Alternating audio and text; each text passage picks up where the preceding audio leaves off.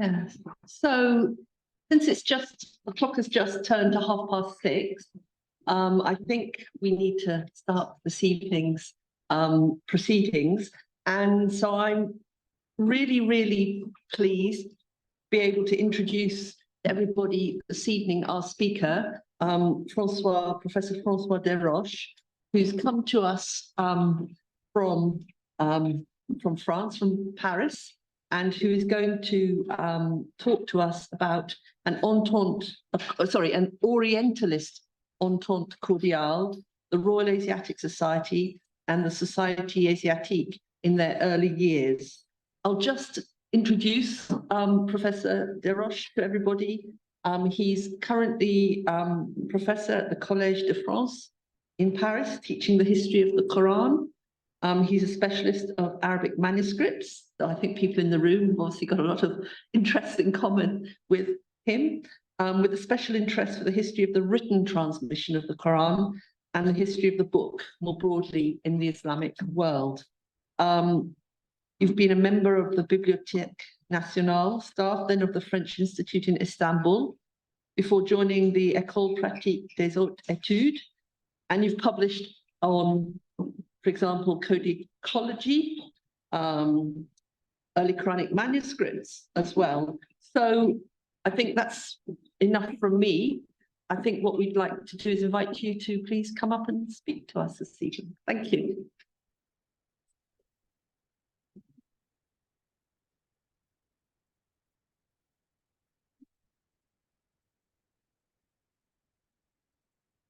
Well,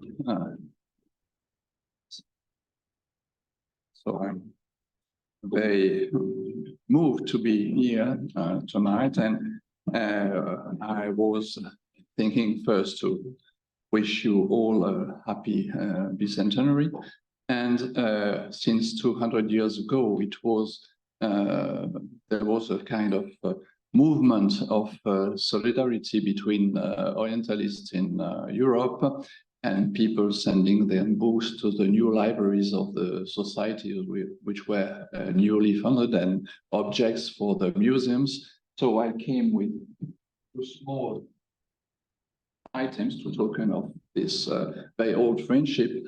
One is the catalogue of the exhibition we had last year for the 200 years of the Société Asiatique. And here, well, the medal, I won't open the box, you will do that, of the medal we had on this occasion. So this is for the Royal Asiatic Society. So I will now turn to the serious part of my talk. The history of Oriental studies as a discipline is a relatively new field. Of course, the biographies of the scholars who have contributed to the development of this field and the analysis of their contributions have already provided us with the basis for undertaking this research, but we need to go further and look at the construction of scientific objects that these scholars engaged in very specific contexts. These contexts are determined by a given historical environment, but also by epistemological consideration linked to the state of the dominant disciplines at that time, theological backgrounds, pedagogical objectives, and the constitution of series of sources, books, or manuscripts. The history of humanities therefore lies at the confluence of many disciplinary perspectives. It allows us to identify dominant models that have varied over time.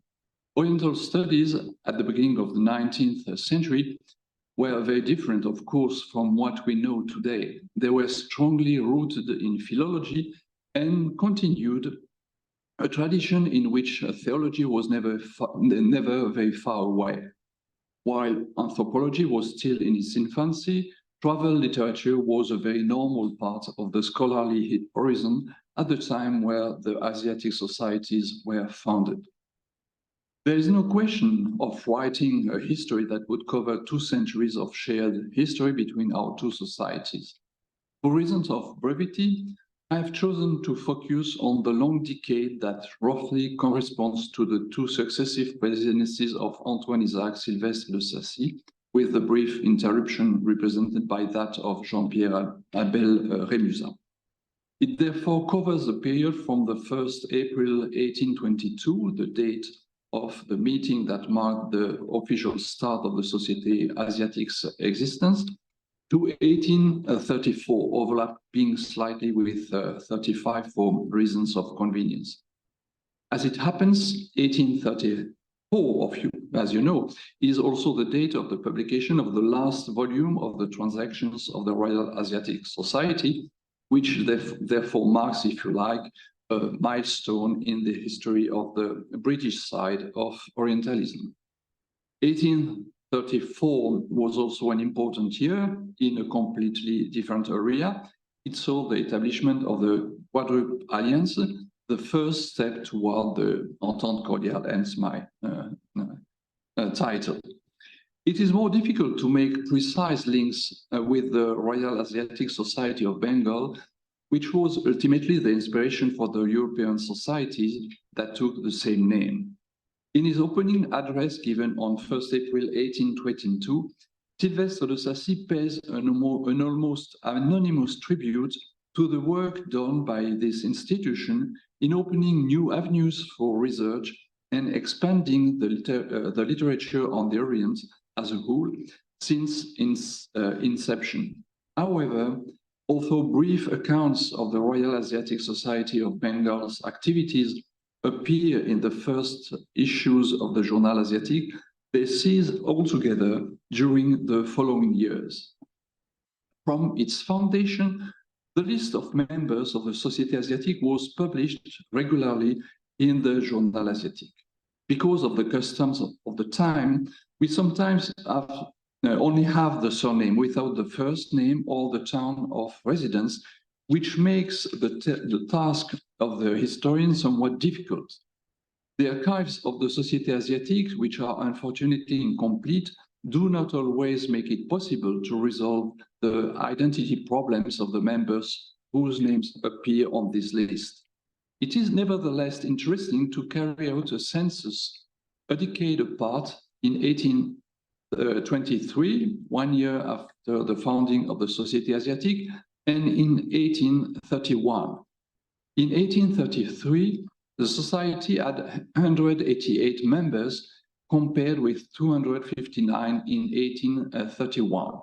In the former case, 22 members were clearly foreigners, almost 12% of the total. In 1831, there were 80 in this case. In fact, probably a little bit more, but we have names with Germanic appearance.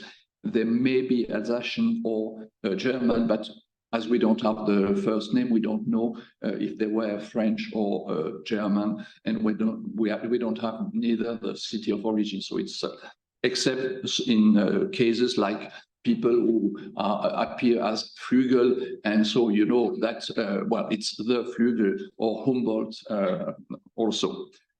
But in other cases, we are just unable to decide. This figure of 80 foreign members represents 31% of the total. The distribution is in itself eloquent, and I will not now give some details. In 1821, the Société Asiatique had 11 British members, 6 Russians, 2 Americans, 2 Germans, 1 Norwegian, and 1 Swiss.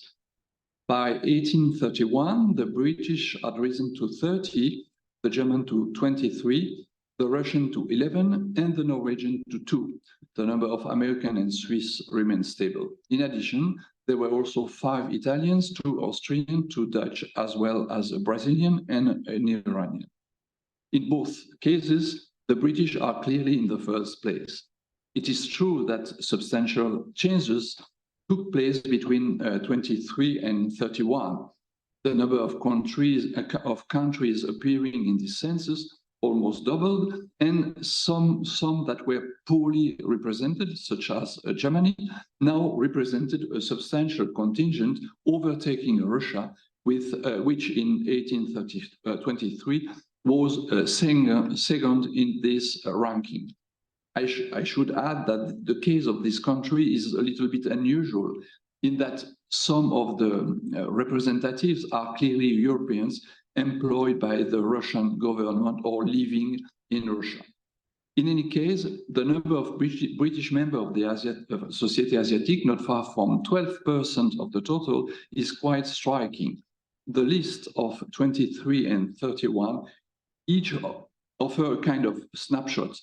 If, however, we consider the general membership between the two dates, a total of 70 Britons joined the Société Asiatique between the two dates. This situation, I think, requires some further analysis. Let's go back to the condition under which the Société Asiatique was founded in Paris, which will shed some light on the way in which these relationships, translated for the moment into figures, were established.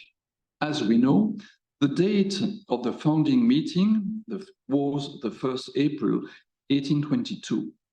And we can well imagine this meeting, this meeting was preceded by representations, discussions, and negotiation, a preparatory work of which the only tangible mark that has survived is a prospectus that was probably printed at the beginning of 1822 and circulated, but we don't know how many copies were made and what was the distribution.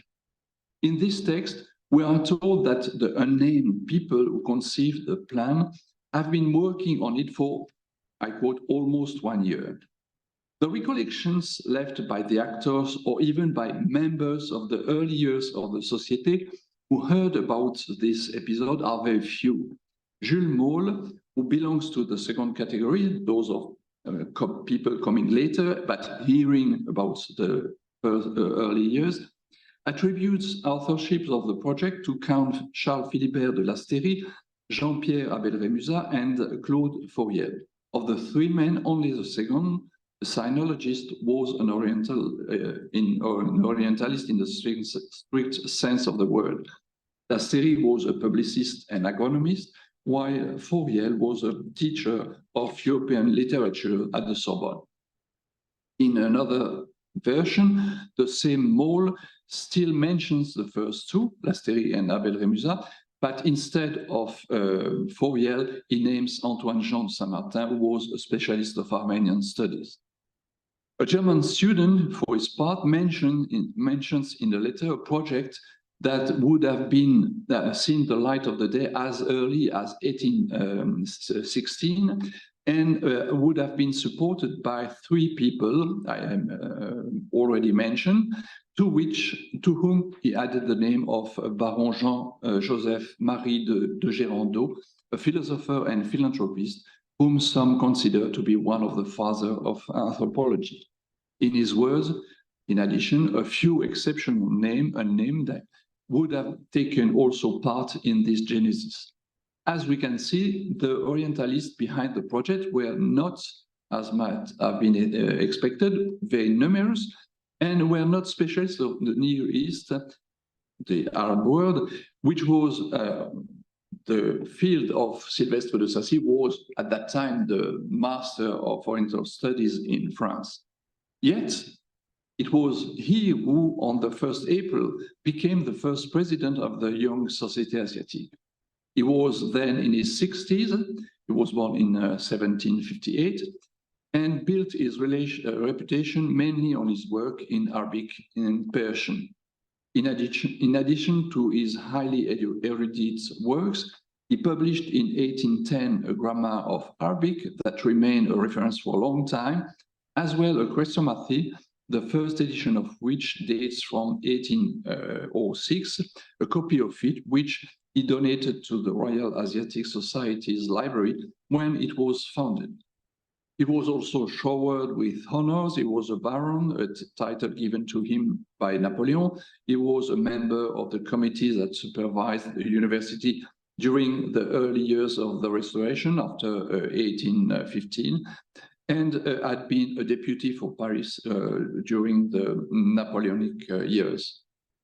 He was twice president of the Société Asiatique, first from 1822 to 29. Then he resigned for reasons that are unclear but seem to stem from the rivalry that arose between him and Abel Rémusat, who was vice president at the time and elected the same year to the presidency. But not for long, Abel Rémusat fell a victim to the cholera epidemic that hit Paris in 1832. Sylvestre de Sacy was asked to take over the presidency, which he accepted, but did not hold on for very long, relinquishing it in 1834, 4 years before his death. Why do I focus on the first president of the Société Asiatique? It is because his personality undoubtedly affected the relations that were forged very early on between London and Paris. The events that we are interested in took place less than 10 years after the end of the Revolution and the Empire. Sylvestre de Sacy, a sincere royalist, had retired to a country estate during the Revolution in order to avoid becoming a victim of the turmoil. When the Ecole des Langues Orientales was established in 1795, he returned to public employment, but immediately resigned so as not to swear an oath to the regime. Nevertheless, he continued to teach as long as no successor could be found, or even that nobody sought a successor, because he was obviously the man of the job. Under the empire, he was obviously favored by the new master, Napoleon, accepted the honors and took the oath that the Indianist Anctil du Perron refused to do. With the return of the kings in 1815, Sylvestre de Sacy returned to a regime that he favored and to which he showed no lack of attachment, publishing in 1820 a translation of Louis XVI's will in Arabic. Well, I don't know why he translated that text, but well, he translated that. And of course, offered copies of his work to the king and the most prominent members of the government. It was perhaps the reason why he translated that into Arabic. Well, nobody was able to read anyhow. Actually, his name did appear, and this is symbolic of the person, in the satirical Dictionnaire des Girouettes. Girouette, I don't know how you tell that in English, the thing that indicates the direction of the wind and move all the time. So because he was suspected to have moved a lot of time and moved allegiance. On the other hand, as Jules Maule, who was one of his students, pointed out, Sylvestre de Sacy, and I quote, did not believe much in the durability of free societies, that is to say, societies like ours. Even if the first president was not convinced of the enterprise he was to lead, but whose project he had not conceived, he carried out this task with dedication and conscience. In the speech he gave on 1st April 1822, his silence about his involvement in the genesis of the Société Asiatique goes some way towards confirming Maule's memory. In those early days, however, one of the objectives was to increase the number of members, and the prominent figures of the Société were therefore expected to use their networks to attract candidates. On the face of it, judging by the sponsorship of those admitted to the Société Asiatique, he brought no fewer than 126 new members during his period as a president or honorary president, which for the size of the Société at that time was quite remarkable. Among these recruits were the names of 18 Britons, representing almost 15% of the total number of members he sponsored. However, no one of these names is that of one of the correspondents whose name we can trace in the 3 thick volumes of his correspondence kept in the library of the Institut France. It therefore seems that Silvestre de Sacy complied with the custom of granting his patronage to a person who wished to join the society and whose qualities were guaranteed by the other godfather. Of these 18 cases, the Turcologist Amédée Jaubert, the Indianists Joseph Eliodor Garsan-Tassi, and Antoine Léonard Chézy were involved in the presentation on 4 occasions each. The diplomat Alexandre de Hautry 3 times, and Harriot, and I think it's John Staple Harriot, who is known in this place, and La Série once each. In one case, contrary to the rules, Silvestre de Sacy was the sole godfather. More generally, consultation of Silvestre de Sacy, essentially passive correspondence, kept in the Institute, reveals a blank, that of British correspondence. Correspondence from various European countries are actually present, Danes, Dutch, German, Italians, Russian, etc. But Silvestre de Sacy does not seem to have had, or only a very few direct links with the scientific community in the United Kingdom. However, I have noted in his correspondence the draft of a letter in Latin that he wrote to the president of the Royal Asiatic Society of Bengal on a date that is not indicated, but can be placed between 1815 and 23, since Silvestre de Sacy presents himself as rector de l'Université de Paris, a position that he held between these dates.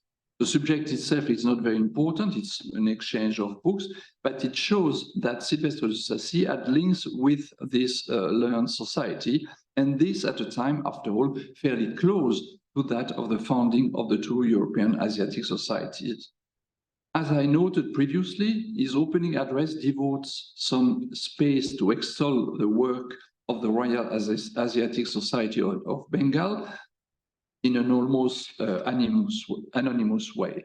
He was, however, certainly in touch with a Briton, John Spencer Smith, or Smith, well, the spelling changes in the list, who had taken up residence in Caen in Normandy before the time the Société Asiatique was founded. But when this man joined the society, he had Abel Rémusat and Saint-Martin as godfathers. At the same time as choosing Silvestre de Sacy as its first president, the Société Asiatique called on a man who may have exerted a discreet but effective influence in the development of friendly relations between the Société Asiatique and the Royal Asiatic Society. I'm referring to Louis-Philippe, Duc d'Orléans. In 1822, at the time of the foundation, the members present almost unanimously elected him as honorary president. The Duke was of royal brood. He was the son of Louis XVI's cousin, Louis-Philippe d'Orléans, who, under the name of Philippe Égalité, voted for the king's death in 1793. His son, who was at that moment in command of a regiment in the Army of the North under Général Dumouriez, had to defect to Belgium because he was compromised in a coup d'etat being prepared by his commander. He did not return to France until 1815, after spending several years in England, but also in Sicily and North America. It is not certain that Silvestre de Sacy, the man who translated the king's will into Arabic, felt much attraction for the son of a regicide. Nevertheless, it was this couple who presided over the early years of the Société Asiatique, and it seems that the Duke's network of relations was more oriented toward the British Isles, where, should be remembered, he had economic interest. More interested than Silvestre de Sacy was looking in the opposite direction. In fact, well, it's the letter here. It was Louis-Philippe d'Orléans who wrote to Silvestre de Sacy to put forward Sir Gore Ouseley as a candidate. And when Louis-Philippe became king, following the revolution of 1830, he became the society's protector and not honorary president.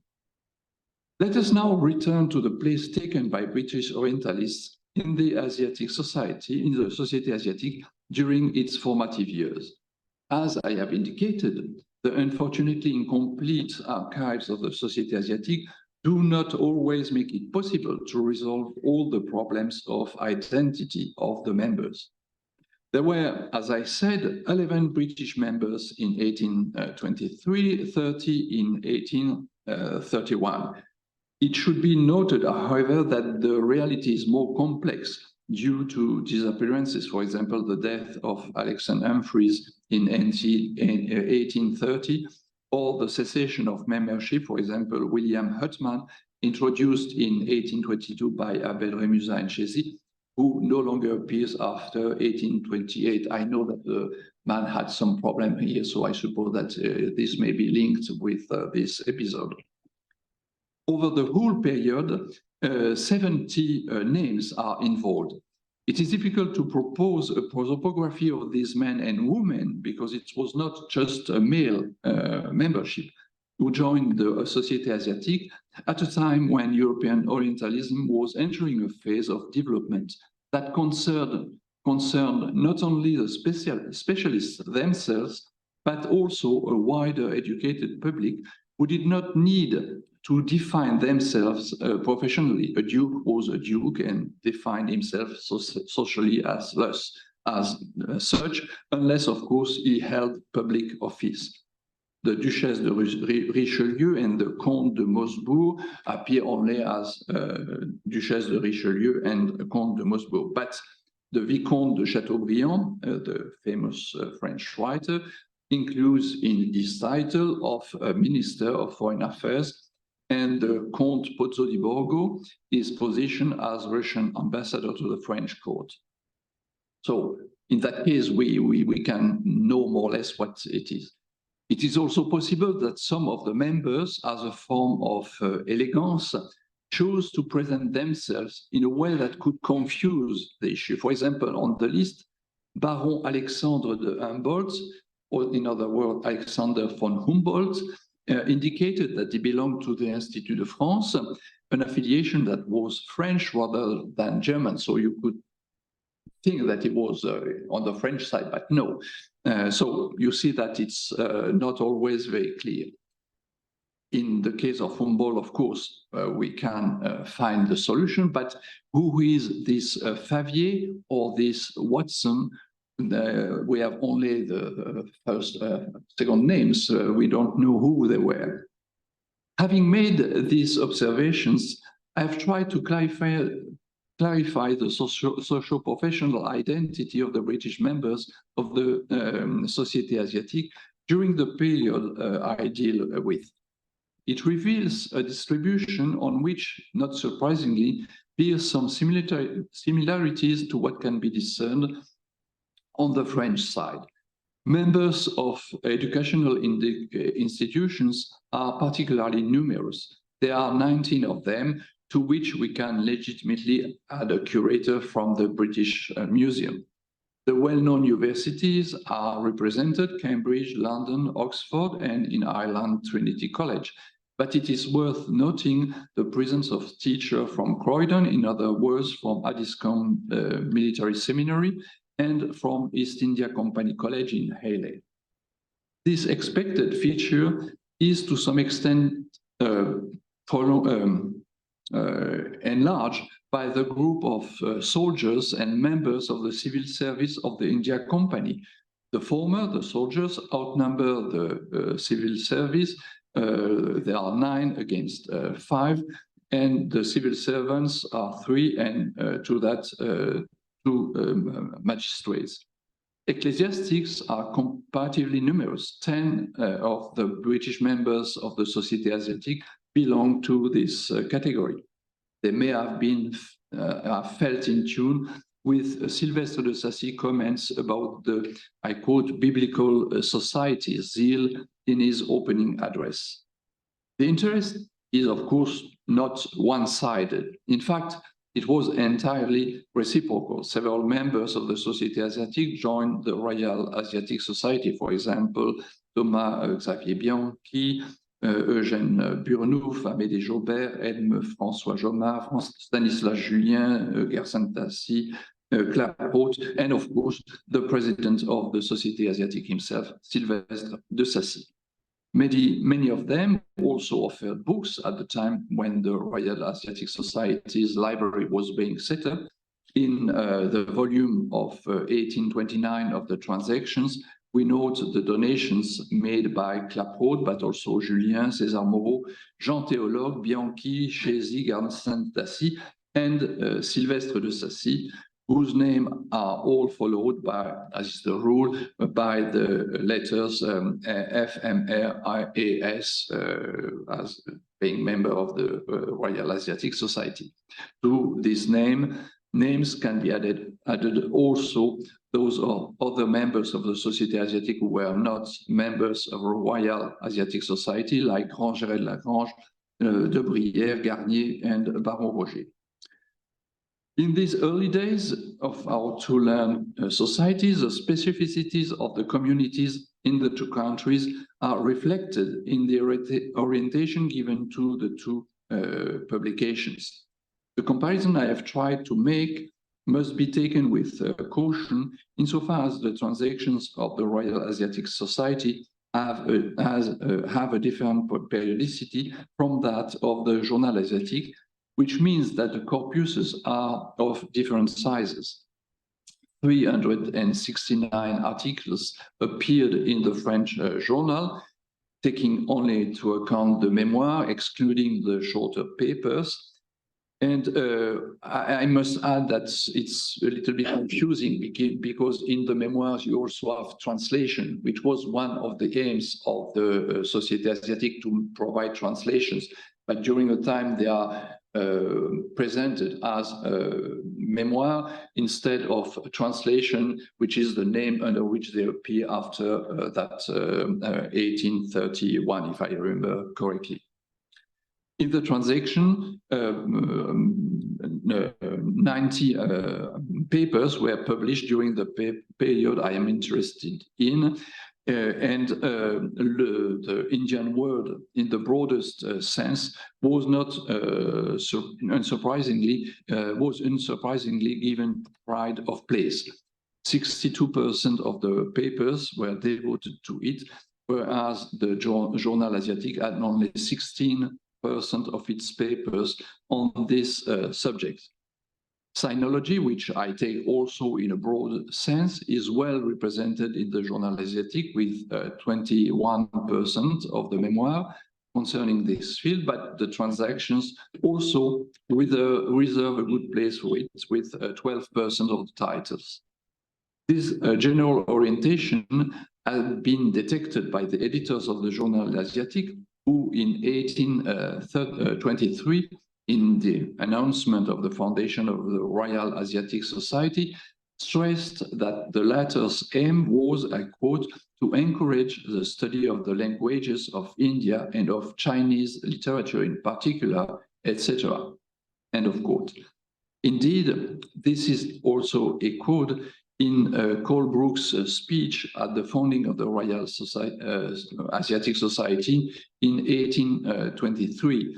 He has a broad view of Oriental studies at the beginning of the speech, but at the end, when it turns to more practical questions about how best to encourage these studies, he immediately indicates that this will be done, and I quote, in cordial cooperation with the existing societies in India, which is obvious to him. He was a specialist of this field. Let's turn back to the contents of the two journals. Unsurprisingly, the field of Arabic study was present in the Journal Asiatique. Sylvestre de Sacy was, however, not abusing his presidential powers, and although he himself occasionally published articles in the journal, they represent only 17% of the total. They were, on the other hand, 9% of those published in the transactions during the same period.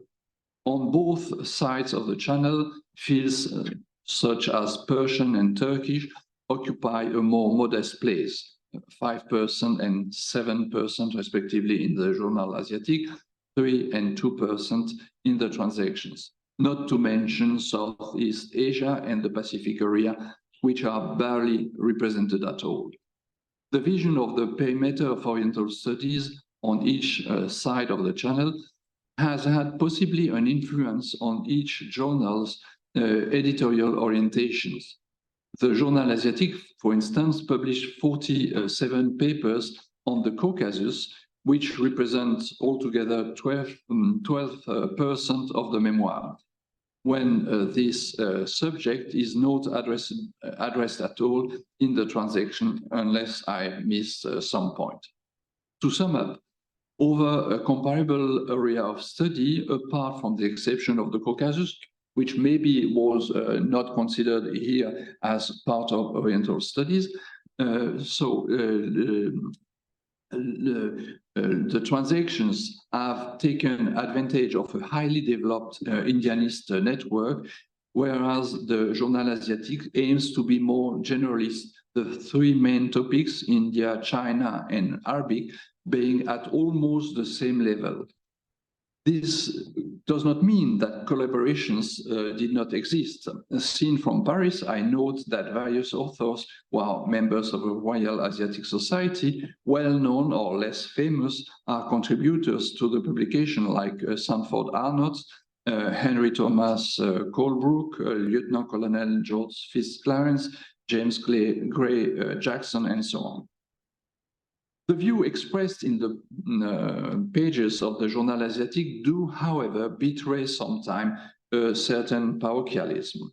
In 1823, in the advertisement published in the journal to announce the forthcoming foundation of the Royal Asiatic Society, the author of the note pointed out that, and I quote, "The institution of the Société Asiatique is to be imitated in London," end of quote. And he had, other quote, "This is the one more success that our association can count on, and we can be proud on this occasion to see our example followed by our neighbors," end of quote. The same year, Saint-Martin and Klaproth wrote a report on the manuscript maps of India that had been recently donated to the Société Asiatique. On a point of orography, they noted, and I quote, that "the honor of having made it known to Europe belongs to the Germans and the French, and not to the English, who now take all the credit for this discovery." A little later, in 1830, James Silk Buckingham planned a voyage around the world by the route of the Indies, China, Japan, and the islands of the Pacific Ocean with, I quote, "the combined interest of discovery, civilization, and commerce or trade as its aim," end of quote. He sent his project to the Société Asiatique for an advice. It reminds you, of course, of former examples of this kind. And a report was accordingly drawn up by Klaproth and published in the Journal Asiatique. And he starts noting that the Société, I quote, "must be flattered that Mr. Buckingham have given it preference over the London Society." Well, he was a Prussian, but still proud to be on the other side of the channel. However, I must note that the French public was curious and not always prejudiced about everything that was happening in Great Britain. In 1825, the publisher of the Journal Asiatique, Dondé Dupré, was actually also selling the transaction in continental Europe, intended to launch a Revue Britannique, British Review, and the prospectus he published read, well, I give you only the translation. I quote, "We thought that we would be doing something useful, not only for France, but for the whole of continental Europe," so France is in a good position, "by publishing periodically under the title of Revue Britannique the translations of the most remarkable articles inserted in the various collections that we have just indicated. So yeah, there's a series of British journals which are named just before this text. At the time of the Renaissance of letters, studious minds applied themselves exclusively to commenting on or translating the texts of the writers of antiquity. But today, antiquity has nothing more to teach us, and it is to another school, that is Britain, that we must go. Admittedly, we are not dealing here with Oriental studies, but the target audience overlapped in part with that of the readers of the journal Asiatic. And the Orient, the East, is actually not forgotten. A little further, the author writes, and this is also interesting, I quote, "We shall make known the arts and literature of Asia, its custom, both barbarous and voluptuous, and above all the institutions so bizarre of this vast peninsula of India." So you see that even for the Revue Britannique, there was a place for the Orient. I will conclude. As has already been observed, the human sciences have often been confined within national frameworks, a reduction that is clearly reflected in the historiography of the disciplines. From national literary history, which emphasizes the currents of its own cultural area, to historiography, which stresses the continuity of a nation over the centuries, the instrumentalization of the human sciences has been pushed to such a point that it has often ceased to be perceptible. In fact, the methodological models of literary studies and the historical sciences have circulated throughout Europe, giving rise to reinterpretations depending on the context and the period. In a way, Oriental studies, from the time they were found as a discipline, have acknowledged the transnational dimension of the history of the humanities, perhaps because of the small number of specialists involved at the national level. They reflect the vigor of networks that were not confined to limited horizons. Despite the often fierce competition between nations, but also sometimes between individuals, information circulated between the European protagonists of the discipline that was in the process of being established. This observation has already been made about Sylvestre de Sacy, but as I have been pointing out, it was not on his side that these networks functioned in the early years of the two Asiatic societies. Sylvestre de Sacy was, I think, turned towards the continent, and if, as we have seen, he played the game as president of the Société Asiatique, it seemed that his Indianist and sinologist colleagues had more influence on the origins of this shared history. This will undoubtedly be an avenue to follow, and it is to be hoped that further research in archival material give more substance than I've been able to do to the history of these exchanges. In any case, it seems to me that the framework offered by the history of the two Asiatic societies is a particularly interesting one for helping to move the historiography of Eastern of Oriental studies away from a division dictated by national histories. But it will also be important to take account of the support given by the society in its wider sense to the impetus given to the Oriental studies at the dawn of the 19th century.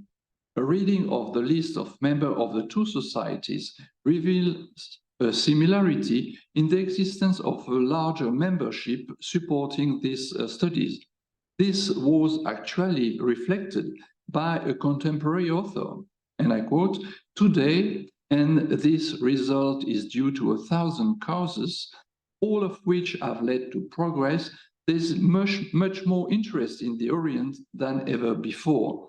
Oriental studies have never been pushed so far. In the century of Louis the 14th, people were Hellenists. Now they are Orientalists. Never have so many intelligences delved at once into the great abyss of Asia. Today we have a scholars in each of the languages of the East, from China to Egypt. This was the observation made in 1829, a few years after the foundation of the two Asiatic societies, by a man who had little to do with the scholarly world, Victor Hugo himself, who, by the way, was never a member of the Asiatic Society when Chateaubriand was a member, as we have seen. He was reflecting or echoing an interest that was not generated only by scholars with a passion for a specific subject, but by a fairly wide circle of cultured people who undoubtedly provided a favorable environment on both sides of the channel. The 1822 prospectus called, and I quote, the enlightened men to whatever nation they belong, who believe that the study of Oriental languages can be useful and recognize that it needs to be encouraged, words which are still true today. Thank you.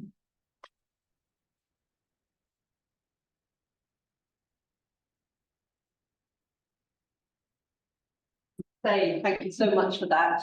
I think just the way you pitched the talk, I think was appreciated by everybody in the room. And I think the way you were able just to sort of analyze, dissect, bring together these two sort of parallel, not quite, but initiatives was just very, very revealing. So I don't know if there are any particular questions in the room that people might like to put to you, or at least ask you maybe if you can elaborate further. I hand the floor over to people.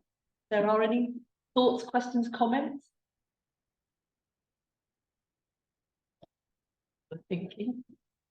I mean, I like towards I suppose the later part of your lecture, you gave us a sort of little hint of that kind of friendly competition that was maybe going on. I just wonder if there were any other insights that you have on that front. Yes, of course. Well, for example, for Silvestre de Sacy, he's still a man of the 18th century. So he started his career when the victory of the British in India was fresh. So maybe he was taking some distance, although it's very interesting that in recognizing it, well, as I said, it's very strange that in his opening address, he makes a very strong praise of what has been accomplished by Fort William. Yeah. But the name is not does not appear. It's well, you have to recognize. Yeah. So it was perhaps, and I don't know if his connection to continental Europe and his almost ignorance of the British scholarly community is due to the fact that the revolution and empire made a kind of cut between the continent and the ice, and so it never connected with them. Although, as I said, there is this letter to the president of the Society of Bengal, so he was able to send letters there. So it's very interesting, and I think that actually we should look for the letters which survived on the French side, because maybe here you have more material from people like Abel Remusat, for example, or Amédée Joubert. They probably exchange. We have very few memories of which were published by people. Moll is an exception. Silvestre de Sacy was not at all being a Jansenist. He was very strict, well, almost Protestant, and wouldn't speak about himself. It was out of question. But so we need a little bit more about the human side of this adventure.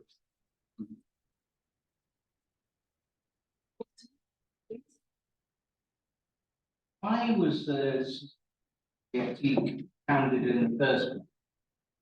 Was there some particular motivation? Why would the society begin? Yeah, well, there are 2 points. First, this history before 1822, which is kind of a blank spot because we don't know how the contacts were made. But obviously, there were some discussions among local orientalists. And when you read the prospectus, the kind of project which is submitted for the founding meeting of the society, you see that there are various points. Well, there is, of course, still the theological point that, well, we have to know languages to translate the Gospels into various languages. Well, it's not very heavy, but it's there. And then there is the idea that we have to learn from the East. And actually, the logo, well, the stamp of the Société Asiatique is the sun rising ex oriente lux, with the idea that, and it's stated that we have to learn, in the field of ideas, not so much, but for example, from techniques, from let's say ways of adjusting to the situation. So it's not at all a kind of project of expanding Europe. It's the idea of exchanging from both sides. But I suppose that once again, the model of the Royal Asiatic Society of Bengal was showing that it was possible to push the study of the East. You have to think that the expedition of Egypt brought a lot of material from Egypt. Of course, Egyptology was the first beneficiary, but for example, Jean-Joseph Marcel was the printer of the expedition, bought a lot of manuscripts which were brought back to France. And so the collections all of a sudden received a kind of input in the quality and quantity of text, which required more studies.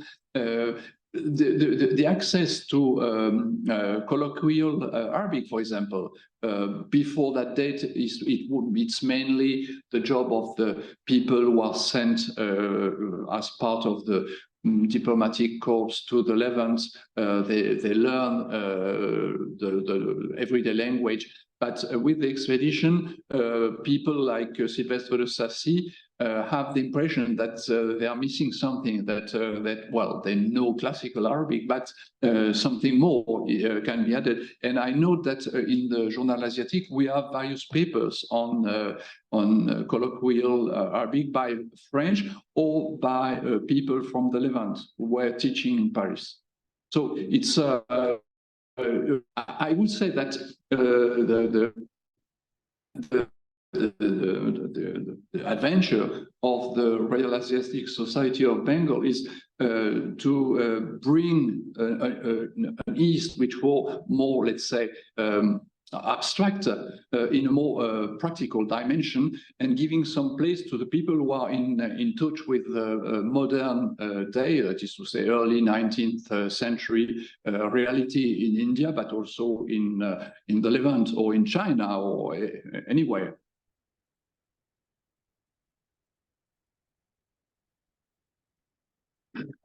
It's not very interesting, there's very little about but it strikes me that there's a trajectory which is implicit, and that is between a period, 18th century, in which I know there were probably close ties between scholars, say London, even during the College of France, and a later period in which there are an awareness of the identity of these scholars, national term. I wonder if there's been going on there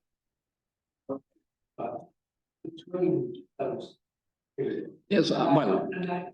Well, I've got another question. Yes, but it is what I was saying at the beginning. Well, with the 19th century is the emergence of the nations, these people are living in their time, so they are also caught with the rise of the. I suppose that in France, after the Revolution and Empire, which was stressing heavily the place of the French and their role, they felt very French. But this does not eliminate the collaboration. It's only that, well, you are first French, but behind you are still discussing with the people next door. But the history, which has been written a little bit later, forgets that the first layer, I would say the national layer, is only a part of the picture. It's not Oriental studies or any study doesn't have to be read within its national context only. It's part. If the two societies are being founded at the same moment, it's because the zeitgeist on both sides of the channel is the same, that people speak not the same language as far as English and French are two different languages, but intellectually they speak the same language, they are interested by the same things. And this over the fact that we are just coming out of a period of severe rivalry in terms of diplomatics, and we see that. I was struck when I started looking at that, but by the fact that the end of the period I was looking on, 1834 is also the first step of the Entente cordiale, that politically people try to think a little bit differently. We are trying, of course, it didn't work very well because the focus of the Entente cordiale of 1834 was too limited, and there was still doubts on both sides. What was the other one? But still, it's the moment when Queen Victoria visits Louis Philippe in Normandy, something which was unthinkable. And Louis Philippe, as I said, had estates in London. His father, Philippe Égalité, invested heavily here and lost also a lot of money, but his son, Louis Philippe, had properties in England, and this was the reason why when he left France in 1848, he fled to England, where he could have a place and could still go on living. So, I think that we should also, I mean, from the French point of view of the history of the Société Asiatique, the fact that he was the patron of the Société Asiatique was not completely without any meaning. It's very interesting that once again he's the son of someone who voted the death of Louis XVI, and he's presiding with Sylvestre de Sacy, who was legitimist. Actually, when you see the people to whom Sylvestre de Sacy sent his translation of the will of Louis XVI, it's the royalist government, and they are called at that time in France the ultra, that is, well, it's the extreme right side of the legitimist government. So they are all showered with this book. They don't read that, but they very interesting. I think my was that think about the 18th century, you think about Joseph Banks, you think about William Jones, people like that, who are, to me, doing knowledge, and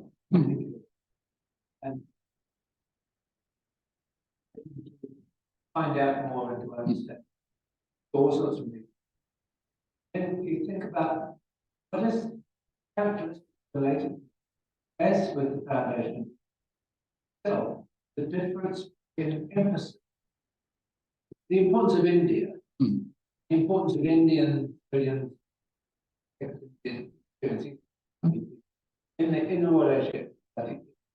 And I wonder what the French seems to be with the Levant, but the French also had I'm wondering if there's any feedback similar to that, the Colebrook models. For you, the membership in both cases was relatively diverse. But I suspect if we did, I'm sure I suspect if we did of the members of the Royal Asian Society in the 82s, yes, well, a lot of them were actually people that had been in some way involved.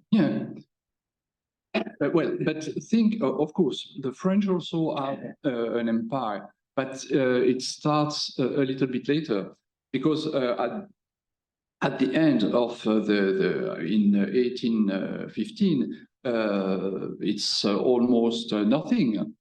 It starts in 1830 with the conquest of Algeria. And this changes things because all of a sudden the situation is the same as it was here. Need to have schools to train people, the army to deal with the local population. And so it's, well, there is, of course, when the French corps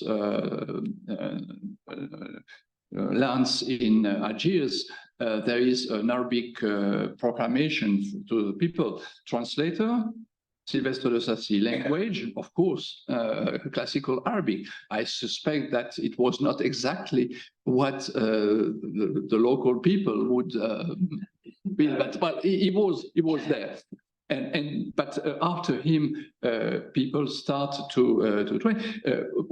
You think of Deslan. Well, he was trained in Ireland in Trinity College, then joins the French after that period, becomes a translator for the French army in Algeria, and then goes on with. But he had precisely this kind of profile you have earlier here in England of people who are involved in the India Company process, start coming to India, discovering that they must understand the people, and in the end have this wonderful idea that, well, this can be turned into grammar, dictionaries, and so on. And this is also the fascinating point, that these people sometimes are not prepared for this kind of philological job, but well, they train, they understand that they must communicate their knowledge to their fellow citizens. Interesting. I think the French, of course, had possessions here, contact here in the 18th century. My feeling, little I know about it, is that there was the end of the 18th century, beginning with these thoughts about societies before, there was a really serious divide among they didn't like each other. They were rivalry. It wasn't a single voice of people coming back from India and from other parts of Asia saying, "Oh, this is our experience." It was much more. It was complicated. Whereas the possession in India, people were coming back, the ones that survived, were coming back and saying that all of these things that they were bringing artifacts, making. And so there was a sort of milieu in those lives that was bound to become of broader. Yes, I always, hearing you, I always think of, you know, in Kim, in Kipling's Kim, the colonel, who is the head of the Secret Service, dreaming of addressing on a very specific topic, a learned society, which is clearly well in this place. I think it was a model which started probably at that moment, and was communicated in here or in France to a broader public of civil servants and military people who discovered that there were also this dimension in their job. But as you say, in India, the end of the war left some scars, and well, there was then this opposition between Duperron and Jones on. And this, as I say, sometimes there were personal rivalries, which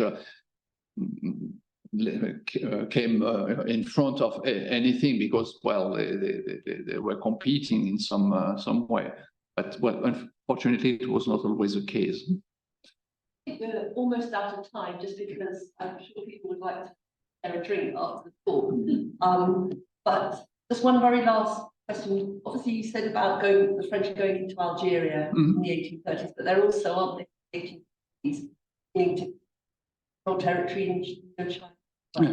So do you see, and don't feel under the pressure to kind of go, but do we see in the Society Asiatica kind of an influx, let's say, of either expertise or people interested in that part of Asia a bit later on? The Southeast Asia does appear at the end of the period. You suddenly, well, there is already actually, but it was a tedious thing to do. And this is also one interesting of these, the two journals, that of course there are the scientific papers, but there are also the short news about what is happening here and there. And you hear this person is now in Saigon, and so this you see just at the end of the period when things are moving in that direction. Okay, well, I just want to thank you again for this talk. I think thank you. It was a pleasure. Full answers to the questions, and please, if people could come and help yourselves. A drink, definitely. I think you need a drink now. Welcome.